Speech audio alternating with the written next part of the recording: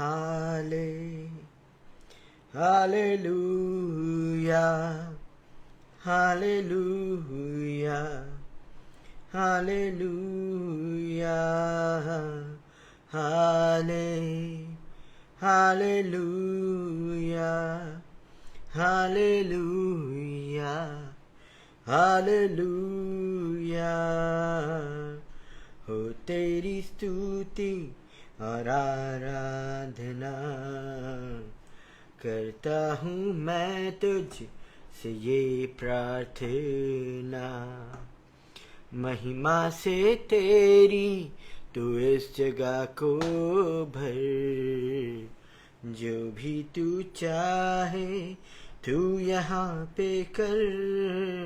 Hallelujah hallelujah hallelujah hallelujah hallelujah hallelujah. प्रभु यीशु मसीह के मीठे और मधुर नाम में आप सबों को जय मसीह की। मैं मृणाल थॉमस मृणाशा मिनिस्ट्रीज के इस संडे डिवोशन में आप सभी का प्रभु यीशु मसीह के मीठे मधुर नाम में स्वागत करता हूं। मैं आशा करता हूं कि परमेश्वर पिता ने आप सबों को सकुशल संभाल के रखा होगा और अपनी उस महान करुणा और दया में लिए चले होंगे।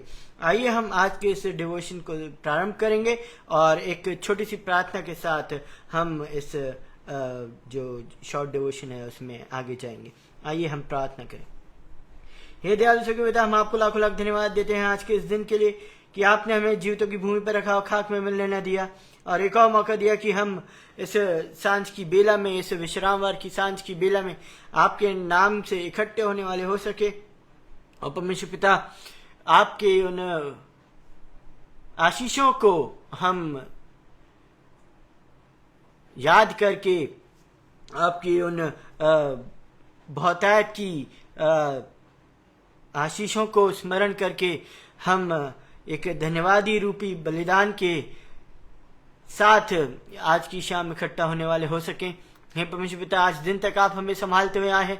हमें हर एक बुरी बात से, हर एक उस शैतान की चाल से, हर एक उस महामारी, हर एक उस महारोग से, हर एक उस एक्सीडेंट से बचाते हुए लिए आए हैं जो हमारी हानि के लिए था। हे परमेश्वर पिता, आपकी उस महान करुणा के कारण आज हम बीमारी के बिछौने पर नहीं पाए जाते परमेश्वर पिता, लेकिन हम जो हैं वो सकुशल पाए जाते हैं। इसलिए हम आपको कोटि कोटि धन्यवाद देते हैं परमेश्वर पिता।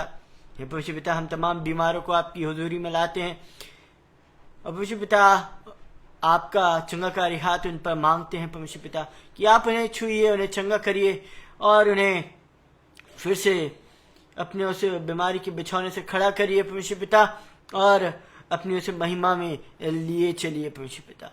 हे परमेश्वर पिता, जितने भी लोग इस लाइव टेलीकास्ट को लाइव देखते हैं उन पर हम आपका आशीष का हाथ मांगते परमेश्वर पिता। और जो वचन आपके द्वारा आपका जो वचन मेरे द्वारा बोला जाए परमेश्वर पिता, वो परमेश्वर पिता आप ही की ओर से हो परमेश्वर पिता। बोलने वाला मैं नहीं लेकिन आप हो परमेश्वर पिता। परमेश्वर पिता, जितने भी लोग इस मैसेज को बाद में देखते हैं परमेश्वर पिता, उन सबों के लिए भी प्रार्थना करता हूँ परमेश्वर पिता कि उन्हें भी छुइए परमेश्वर पिता और ये जो वचन जब वो सुनते परमेश्वर पिता, ये वचन उनके जीवन में बहुतायत की आशीषों का कारण बनने वाले हो सके। सब बातों में परमेश्वर पिता आपको महिमा मिलने वाली हो सके। आप बढ़ें, मैं घटूं और आप ही का नाम महिमा पाए। इस छोटी सी प्रार्थना को आपके प्रिय पुत्र प्रभु यीशु मसीह के नाम से मांग लेते हैं। दया से सुनिए, ग्रहण कीजिए, आमीन। आइए मेरे प्रियो, आज के जो वचन है उसमें हम आगे जाएंगे और आज का जो वचन है वो पाया जाता है दूसरा राजाओं की किताब, उसका 6वां अध्याय और उसकी 9वीं आयत से मैं आपके बीच में पढ़ूंगा क्योंकि ये पैसेज बहुत बड़ा है।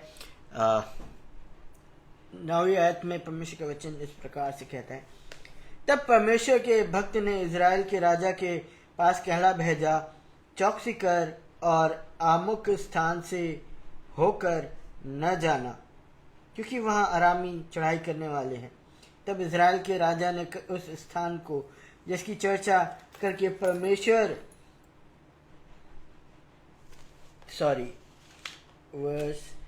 वर्स 25 पद 25 से पढ़ेंगे। यहाँ पर परमेश्वर का वचन कहता है, तब शोमरोन में बड़ा अकाल पड़ा और वह ऐसा घिरा कि अंत में एक गधे का सिर चांदी के 80 टुकड़ों में और कब की चौथाई भर कबूतर की बीट 5 टुकड़े चांदी तक बिकने लगी। एक दिन इज़राइल का राजा शहर पनाह पर टहल रहा था कि एक स्त्री ने पुकार कर उससे कहा, हे राजा, हे प्रभु, हे राजा, बचा। उसने कहा, यदि यहोवा तुझे न बचाए तो मैं कहां से तुझे बचाऊं, क्या खलियान में से या दाखरस के कुंड में से? फिर राजा ने उससे पूछा, तुझे क्या हुआ? उसने उत्तर दिया, स्त्री ने मुझसे कहा था, अब मुझे अपना बेटा दे कि हम आज उसे खा लें, फिर कल मैं अपना बेटा दूंगी और हम उसे भी खाएंगी। तब मेरे बेटे को पकाकर हमने खा लिया।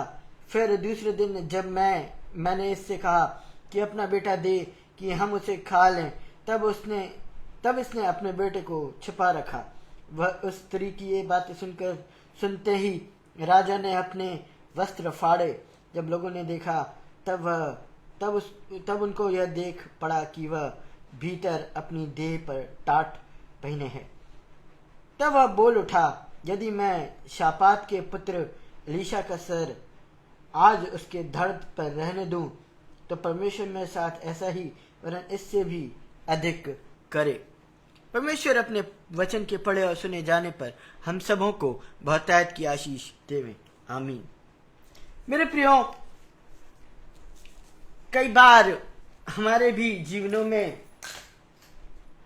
कठिनाइयां आती हैं, परेशानियां आती हैं। कई बार हम देखते हैं कि जो स्थिति यहाँ पर मिलती है वो स्थिति से हमें भी गुजरना पड़ता है। और जब हम इसका बैकग्राउंड देखते हैं तो ये दूसरा राजा उसका 6वां अध्याय उसकी 8वीं आयत से 21वीं आयत तक हमें इसका बैकग्राउंड मिलता है। और जब हम इसकी पृष्ठभूमि में जाते हैं, यानी कि बैकग्राउंड में जाते हैं, तब हमें मिलता है कि एक व्यक्ति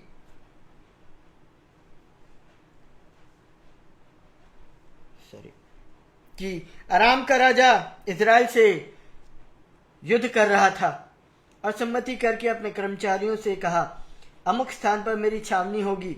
तब परमेश्वर के भक्त ने इज़राइल के राजा के पास खेला भेजा, चौकसी कर और अमुक स्थान से होकर न जाना, क्योंकि वहां अरामी चढ़ाई करने वाले हैं।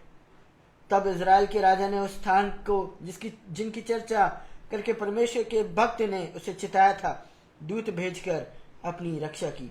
और इस प्रकार 2 बार नहीं वरन बहुत बार हुआ। हम यहाँ देखते हैं दूसरा राजाओं की किताब में 6वें अध्याय में यहाँ एलीशा नबी का जिक्र हमें मिलता है, जो परमेश्वर के एक बहुत बड़े भविष्यवक्ता थे, परमेश्वर के दास थे। और वो इज़राइल के राजा को हर एक बात की चेतावनी देते थे कि कब और कैसे और क्या करना है। और इज़राइल का राजा उसे सुनता था। और इज़राइल के ऊपर जो चढ़ाई करने वाले राजा थे, अराम के राजा, वो जब भी उस पर चढ़ाई करता था तो एलीशा नबी इज़राइल के राजा को चिता देता था कि अमुक स्थान पे मत जाना, यहां तेरी हानि होगी। और वहां वो नहीं जाता था राजा, और हम देखते हैं कि उसकी जान बचा ली जाती थी। और जब हम आगे बढ़ते हैं तो हमें एक और इंसिडेंट मिलता है कि जब अराम की सेना एलीशा नबी को ढूंढती हुई वहां पर आती है इज़राइल में, तो एलीशा नबी परमेश्वर से दुआ करते हैं कि हे परमेश्वर, इन इस पूरी सेना की आंखें बंद कर दे परमेश्वर पिता। और वैसा ही होता है। और जब एलीशा नबी परमेश्वर से दोबारा प्रार्थना करते हैं कि इनकी आंखें खोल दे, तो वो जब उनकी आंखें खुलती हैं, जब उनका अंधापन जाता है, तब हम देखते हैं कि वो अपने आप को सामरिया के बीच में पाते हैं। और तब वहां क्या होता है, वहां का राजा एलीशा से बोलता है कि ना, हे पिता, अगर तेरी आज्ञा हो तो क्या मैं इनको मार दूं, क्योंकि ये तो मेरे दुश्मन है, क्योंकि ये तो मेरे विरोधी हैं, ये मेरी हत्या के प्रयास करते रहते हैं, और आज मेरे को मौका मिला है, तो क्यों ना कर मैं इन पर चढ़ाई करूं, क्यों ना मैं इनको, जब ये मेरी शहर पनाह के बीच में है, तो क्यों कर मैं इनको खत्म ना कर दूं। लेकिन एलीशा नबी उन्हें मना करते हैं कि ऐसा ना कर, क्योंकि जब जंग में कोई सैनिक मिलता है तो क्या हम उसके साथ ऐसा ही व्यवहार करते हैं। तो इज़राइल का राजा उन सैनिकों को, उस सेना को विदा कर देता है, अच्छे से उनकी आवभगत करके। और कुछ दिनों बाद हम देखते हैं कि अराम की सेना फिर से इज़राइल पर उस शहर पनाह के चारों ओर अपना डेरा डाल देती है। जब हम 24वीं आयत पढ़ते हैं तब हमें इस बात का जिक्र मिलता है कि इसके बाद अराम के राजा बेन हदद ने अपनी समस्त सेना इकट्ठी करके शोमरोन पर चढ़ाई कर दी और उसको घेर लिया। तब शोमरोन में बड़ा अकाल पड़ा और वह ऐसा घिरा रहा कि अंत में एक गधे का सिर चांदी के 80 टुकड़ों में और कब की चौथाई भर कबूतर की बीट 5 टुकड़े चांदी तक बिकने लगी। मेरे प्रियो, ये कहानी के माध्यम से परमेश्वर हमें आज की शाम कुछ सिखलाना चाहते हैं। कई बार हम भी अपने आप को कठिनाइयों के बीच में पाते हैं। कई बार हम किसी के साथ भलाई करते हैं, लेकिन बदले में हमें बुराई ही मिलती है। हमने देखा कि कैसे एलीशा के कहने पर इज़राइल के राजा ने उन सैनिकों को जाने दिया पहली बार में, और हम फिर जब देखते हैं दूसरी बार तो अराम के राजा ने फिर से उन पर चढ़ाई कर दी शोमरोन पे। और क्या करता है, वो उस शहर पनाह को पूरे चारों ओर से घेर लेता है। कई बार मेरे प्रियो, शैतान भी हमें चारों ओर से घेर लेता है। ना तो कोई अंदर आ सकता है, ना तो कोई बाहर जा सकता है। जब हम किसी शहर को चारों तरफ से घेर लेते हैं, तब हम देखते हैं कि उसमें से ना तो कुछ बाहर निकलता है, ना वहां से कुछ अंदर आता है। और इन रिजल्ट वहां पे छोटी छोटी चीजों के भी दाम बढ़ जाते हैं। एक गधे का सिर हमें देखने को मिलता है कि वहां 8 चांदी के टुकड़ों में बिकता हुआ मिलता है। जिसकी कोई वैल्यू नहीं है, उसकी भी वैल्यू बढ़ जाती है। और ऐसे ही शैतान भी हमारे साथ करता है। जब हमारे जीवन में कोई अकाल आता है, कोई कमी महसूस होती है, तो शैतान क्या करता है कि हमें हर जगह से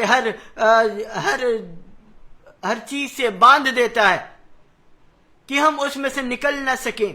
और छोटी छोटी तकलीफें भी हमें बहुत भारी मालूम पड़ती हैं।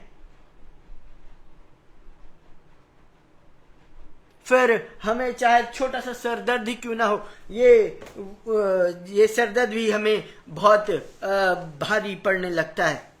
जिस सरदर्द के लिए हम कभी परेशान नहीं होते हैं, वो सरदर्द भी हमें बहुत ही हैवी महसूस होने लगता है। और हम देखते हैं, जब हम आगे देखते हैं तब परमेश्वर का दास एलीशा, वहां का राजा, हम देखते हैं एलीशा नहीं, सॉरी, वहां का राजा जो परेशान हो चुका था, उसके सामने एक स्त्री अपनी व्यथा सुनाती है कि कैसे उसने उस आशीष को जिसे परमेश्वर ने उसे दी थी उसको मार खाया, और जब दूसरे से मांगने गई तो उसने अपना बच्चा छुपा लिया।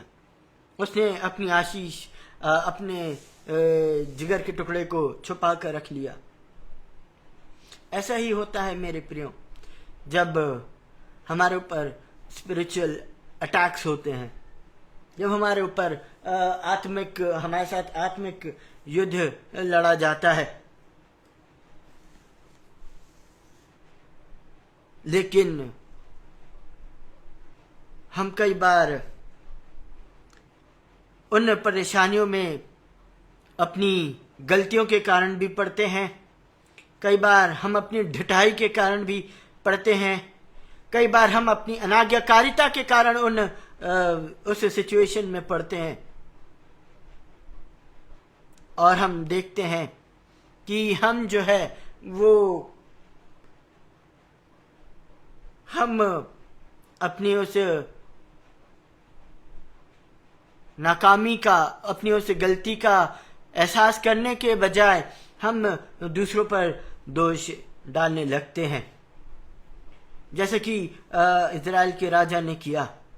जब शोमरोन पूरे चारों तरफ से घिरा हुआ था, तब उसने एक आज्ञा निकाली, उसने एक बात ठानी कि अगर एलीशा का सिर आज शाम तक उसके धड़ पर रहा तो परमेश्वर मुझसे बहुत बुरी तरीके से व्यवहार करे। वो ये सोचता था कि ये जो आराम के राजा ने वापस से जो घेराबंदी करी है, वो उसका कारण जो है वो परमेश्वर का दास है। परमेश्वर का जो दास है एलीशा, उसने उसे रोक दिया था कि उस सेना के ऊपर हाथ न डालना। और हम देखते हैं कि वो इजराइल का राजा अपनी उस गलती को एलीशा के ऊपर थोपता है कि इसके कारण आज ये अकाल हमारे शहर में आया है, जिसके कारण सब बर्बाद हो चुका है। और वो निकल भी पड़ता है।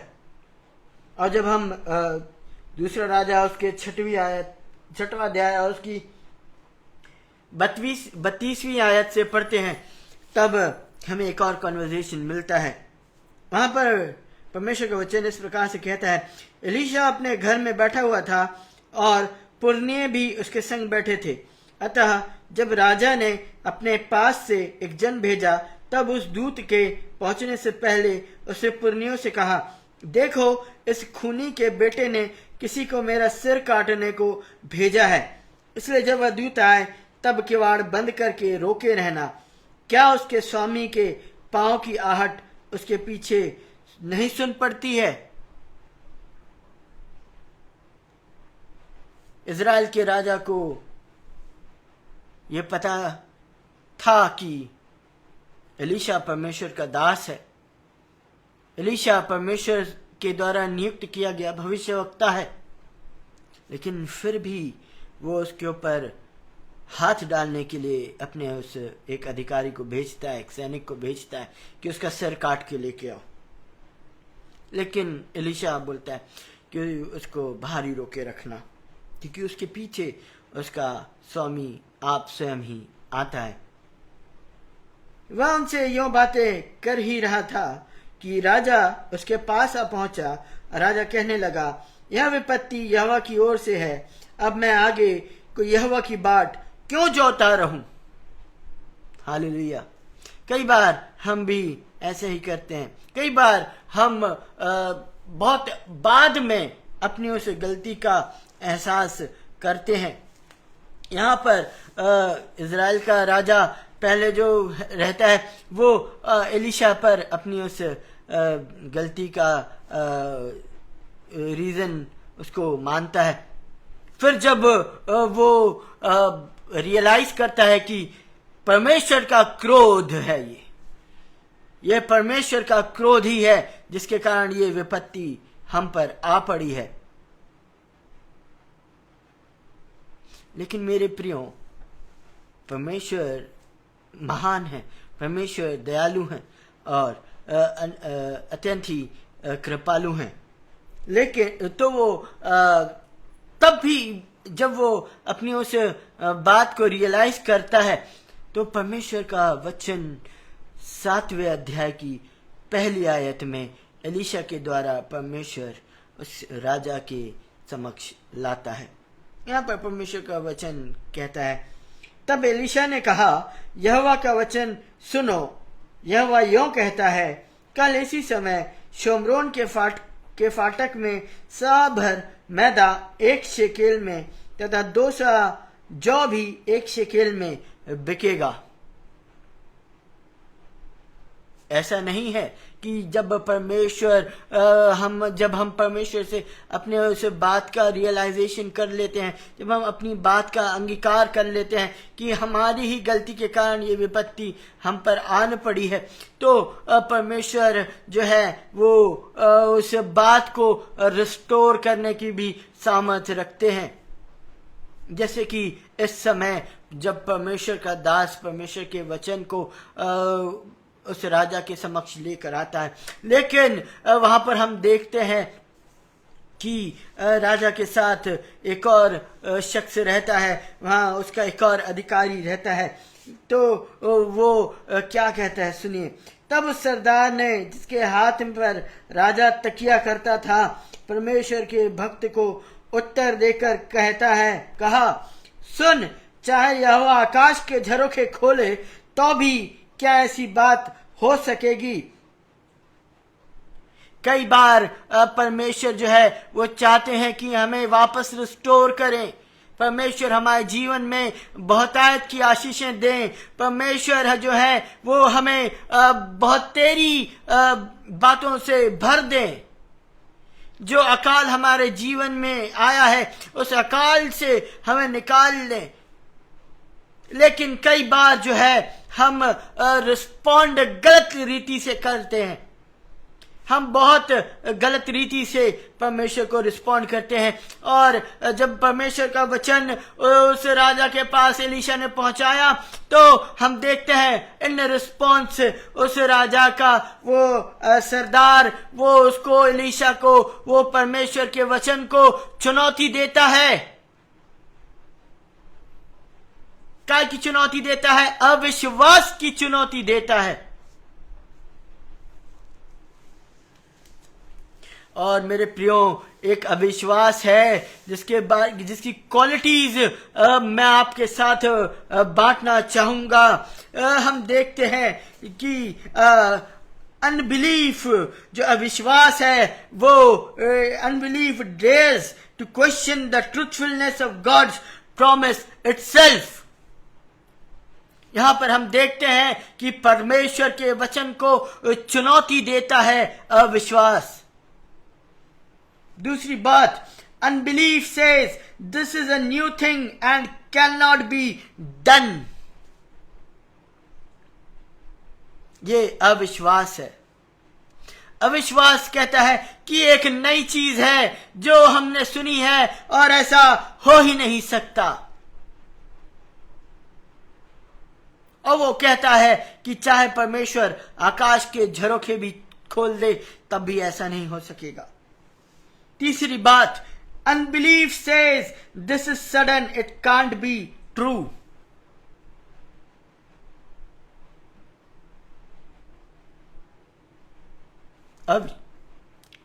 अविश्वास कहता है कि ये जो है ये एकदम से ही हुआ है तो ये सत्य नहीं हो सकता। पांचवी बात, unbelief says there is no way to accomplish this thing. अविश्वास जो है वो ये कहता है कि ऐसा कर ही नहीं सकते।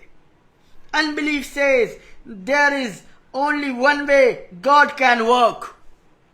वही हमने यहां पे देखा कि जो वो सरदार था वो बोलता है कि चाहे परमेश्वर आकाश के झरोखे ही क्यों ना खोल दे तब भी ऐसा नहीं हो सकता, क्योंकि वो सिर्फ एक ही जगह से उस मार्ग को खुला हुआ देखता है, क्योंकि चारों तरफ से अराम की सेना ने उसको घेर रखा था।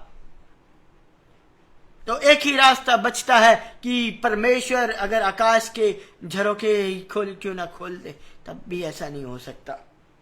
Unbelief says even if God does it something, even if God does something it won't be enough। चाहे परमेश्वर ही इसे क्यों ना कर ले ये पर्याप्त नहीं होगा। और वहां पर जो है वो उस सरदार का जो अविश्वास है उसका जवाब परमेश्वर का दास इस प्रकार से देता है। उसने कहा, सुन, तू यह अपनी आंखों से तो देखेगा परंतु उस अन्न में से कुछ खाने ना पाएगा।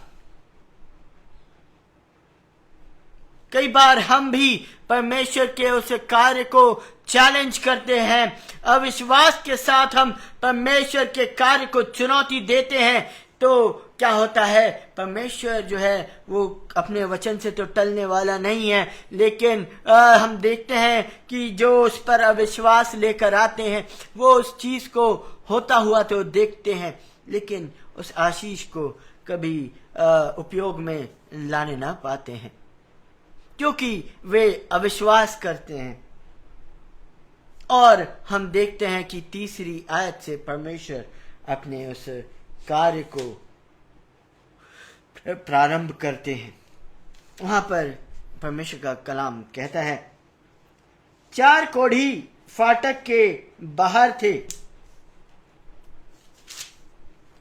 वे कहने लगे, हम क्यों यहां बैठे बैठे मर जाएं?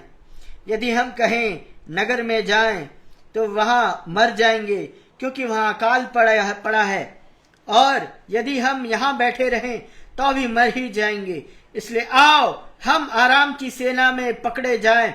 यदि वे हमको जलाए रखें तो हम जीवित रहेंगे, और यदि वे हमको मार डालें तो भी हमको मरना ही है। हालेलुया। जैसे कि मेरे मैसेज का आज का टाइटल है ब्लेसिंग्स आउटकास्टेड। कई बार हम भी ऐसा ही करते हैं। ये जो 4 कोढ़ी थे इन्हें उस नगर से बाहर रखा जाता था, क्योंकि ये इनको कोढ़ था, इनको एक बीमारी थी जो फैलने वाली बीमारी थी। और अगर पुराने नियम में जब हम देखते हैं तो कोढ़ पापी होने का एक प्रतीक माना जाता था, कि अगर किसी व्यक्ति को कोढ़ है तो इसका मतलब ये होता था कि उस व्यक्ति ने कोई बहुत ही बड़ा पाप किया है। लेकिन मेरे प्रियो, हम कई बार जो चीजें जिनको हम सही कंसिडर भी नहीं करते हैं, परमेश्वर उन्हीं के द्वारा हमें आशीषित करता है। किसी ने भी उन 4 कोढ़ियों के बारे में सोचा भी नहीं होगा। किसी ने उन 4 कोढ़ियों के बारे में विचार किया होगा कि वे भी उस अकाल से गुजर रहे हैं। लेकिन हम देखते हैं कि परमेश्वर उन 4 कोढ़ियों के मन में कोई बात डालता है, एक बात डालता है कि ना क्यों ना हम चलकर उस आराम की सेना के उस कैंप में जाएं, क्योंकि हमें या तो अकाल से मरना है या उनके पास जाकर मरना है। मरना तो हमें किसी हाल में ही है, हर हाल में ही हमें मरना है। तो क्यों ना हम उनके उस दुश्मन की सेना के पास जाकर मर जाएं। और वे निकल पड़ते हैं।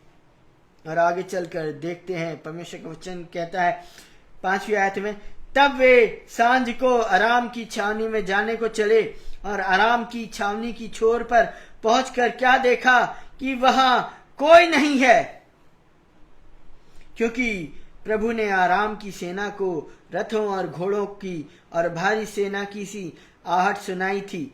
और वे आपस में कहने लगे, सुनो, इज़राइल के राजा ने हित्ती और मिस्री राजाओं को वेतन पर बुलवाया है कि हम पर चढ़ाई करे। हालेलुया। किसी ने सोचा भी नहीं होगा कि परमेश्वर इस तरीके से कार्य करेगा। ना उन 4 कोढ़ियों ने सोचा था। सबकी समझ से, सबकी सोच से परे परमेश्वर कार्य करते हैं। और जैसे कि हमने पढ़ा कि उन्हें सुनाई दिया जो कुछ दिखाई नहीं पड़ता था। इससे पहले भी जब एलीशा ने परमेश्वर से प्रार्थना करी थी, तब परमेश्वर ने उन सैनिकों की आंखें बंद कर दी थी और वे सिर्फ सुनकर उस शहर की शहरपनाह में अंदर चले गए थे। और अब हम देखते हैं कि परमेश्वर उनके मन में ऐसी बात डालता है कि उन्हें रथों और घोड़ों की और बड़ी सेना की आवाज सुनाई देती है। उन 4 कोढ़ियों के चलने की आवाज उन्हें इस प्रकार से प्रतीत हुई कि कोई बहुत बड़ी सेना उनकी तरफ आ पड़ी है। और वे तो इज़राइल पर चढ़ाई करते थे, लेकिन उन्हें यह प्रतीत हुआ कि हित्ती और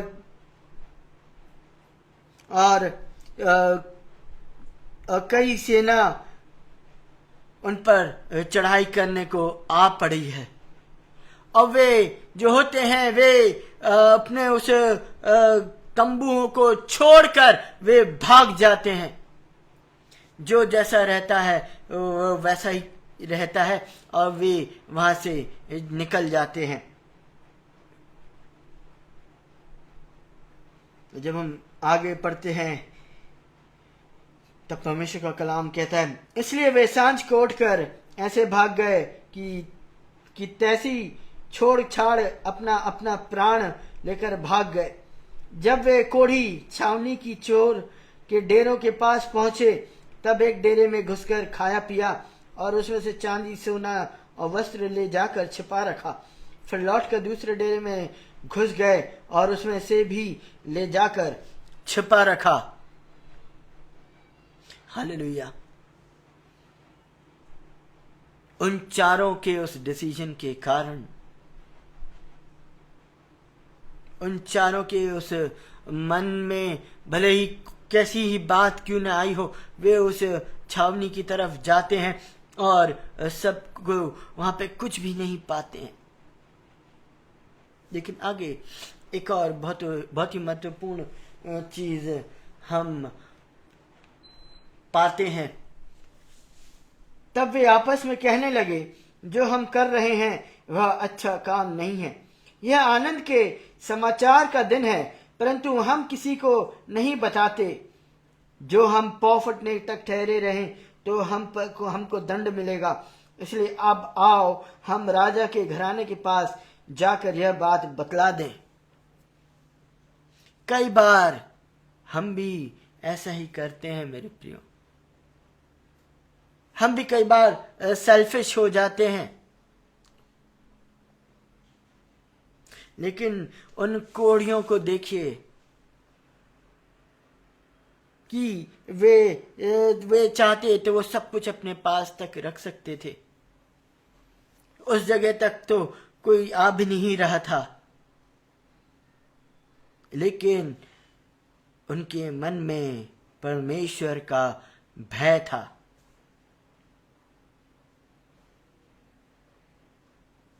वो कहते हैं, जो हम कर रहे हैं वह अच्छा काम नहीं है। यह आनंद के समाचार का दिन है। जिस बात के लिए वे महीनों से प्रार्थना कर रहे थे, अब हम देख रहे हैं कि उस प्रार्थना का, उन सब शहरवासियों का, उन शोमरोन के शहरवासियों की प्रार्थना का उत्तर मिल चुका है। परमेश्वर उनकी प्रार्थनाओं को ग्रहण कर चुका है। परमेश्वर उनके रिपेंटेंस को ग्रहण कर चुका है।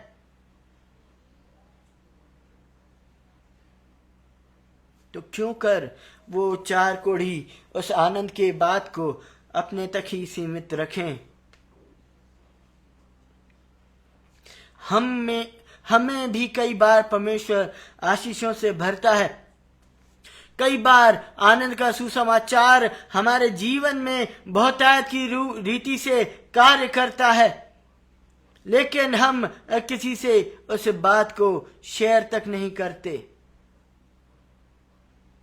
और आगे हम देखते हैं कि वे लोग वापस उस शहर पनाह के चौकीदार के पास जाते हैं, क्योंकि उन्हें शहर के अंदर अलाउड नहीं रहता है, उन्हें शहर के अंदर आना वर्जित रहता है। वे स्टिल आउटकास्टेड ही रहते हैं। वे लोगों की नजर में पापी ही रहते हैं। The blessings outcasted। हमारे जीवन में भी मेरे प्रियो परमेश्वर किस रीति से कार्य करेगा हमें नहीं पता। जिस चीज को हम तुच्छ जानते हैं वो ही चीज परमेश्वर हमारी आशीष के लिए इस्तेमाल कर सकता है। किसी ने सोचा भी नहीं होगा, उस शहर, उस शोमरोन नगर के वासियों ने सोचा नहीं होगा कि ये उनकी प्रार्थनाओं का उत्तर जो है वो कोढ़ी लोग लेकर आएंगे, जिन्हें शहर से बाहर निकाल दिया गया था। लेकिन वो लेकर आते हैं और हम देखते हैं कि राजा उन्हें उनके पास उस छावनी में अपने दो घुड़सवारों को भेजता है और पूरी जो शोमरोन के जो निवासी हैं वो उस तरफ दौड़ पड़ते हैं। और जब हम अंत में पढ़ते हैं तो 18वीं आयत में परमेश्वर का वचन कहता है, परमेश्वर के भक्त ने जैसा राजा से यह कहा था, कल इसी समय शोमरोन के फाटक में 200 जौ 1 शेकेल में और 1 सा मैदा 1 शेकेल में बिकेगा, वैसा ही हुआ। हालेलुया। 24 घंटे लगे परमेश्वर को उनकी स्थिति बदलने में। जैसे एक दिन बदलता है, जिस चीज के लिए वे महीनों से प्रार्थना कर रहे थे, वो एक दिन में परमेश्वर ने उनकी स्थिति को बदल दिया। और जैसा परमेश्वर के दास के द्वारा परमेश्वर ने वचन पहुंचाया था, वैसा का वैसा उनके साथ घटित होता है। और उस सरदार ने परमेश्वर के भक्त का उत्तर देकर कहा था, ये भी बात का एक मेंशन है। और उस सरदार ने परमेश्वर के भक्त को उत्तर देकर कहा था, सुन, चाहे यहोवा आकाश के झरोखे खोले तो भी क्या ऐसी बात हो सकेगी। और उसने कहा था, सुन, तू यह अपनी आंखों से तो देखेगा, परंतु उस अन्न में से खाने ना पाएगा। तू उस आशीष को होते हुए देखेगा, तू उस आश्चर्य कर्म के कार्य को होते हुए देखेगा, पर तू उस आश्चर्य कर्म को उपयोग करने ना पाएगा। और हम देखते हैं कि वो उसका अंत कैसे होता है। अतः उसके साथ ठीक वैसा ही हुआ। अतएव फाटक में लोगों के पांव के नीचे दब कर मर गया।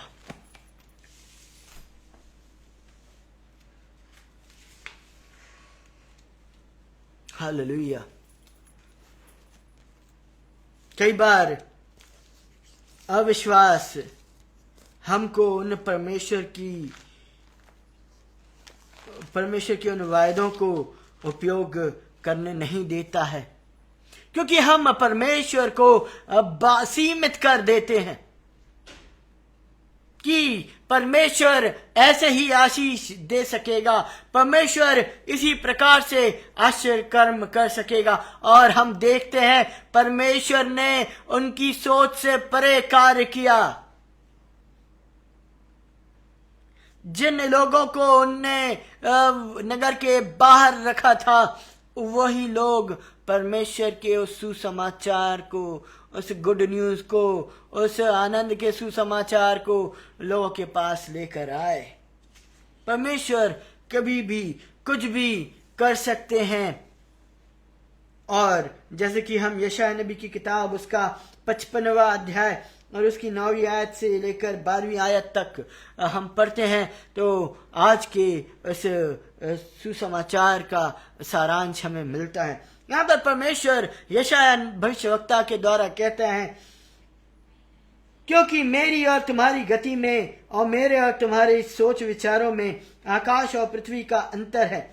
जिस प्रकार से वर्षा और हिम आकाश से गिरते हैं और वहां यों ही लौट नहीं जाते, वरन भूमि पर पड़कर उपज जाते हैं, जिससे बोने वाले को बीज और खाने वाले को रोटी मिलती है, उसी प्रकार से मेरा वचन भी होगा जो मेरे मुख से निकलता है, वह व्यर्थ ठहर कर मेरे पास न लौटेगा, परंतु जो मेरी इच्छा है उसे वह पूरा करेगा, और जिस काम के लिए मैंने उसको भेजा है उसे वह सफल करेगा।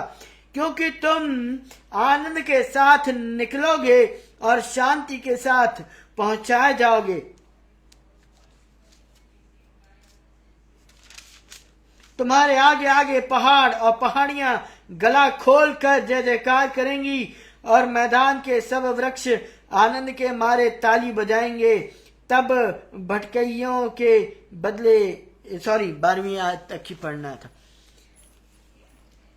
तो मेरे प्रियो, जैसे कि परमेश्वर ने आज के इस कलाम के साथ हम सबों को बहुतायत की आशीष दी है और हमें बतलाया है, हमें चिताया है कि अविश्वास का भी हमारे जीवन पर प्रभाव पड़ता है, तो क्यों कर हम परमेश्वर को अपने उस अविश्वास में लेकर आए और हर एक बात में विश्वास रखें, क्योंकि हमारा परमेश्वर विश्वास योग्य है। हमारा परमेश्वर जो वायदे करते हैं वो उन वायदों को पूरा भी करते हैं। बस हमें परमेश्वर पर और परमेश्वर के कलाम पर भरोसा रखना है। परमेश्वर हम सबों को बहुतायत की आशीष देवे। आमीन।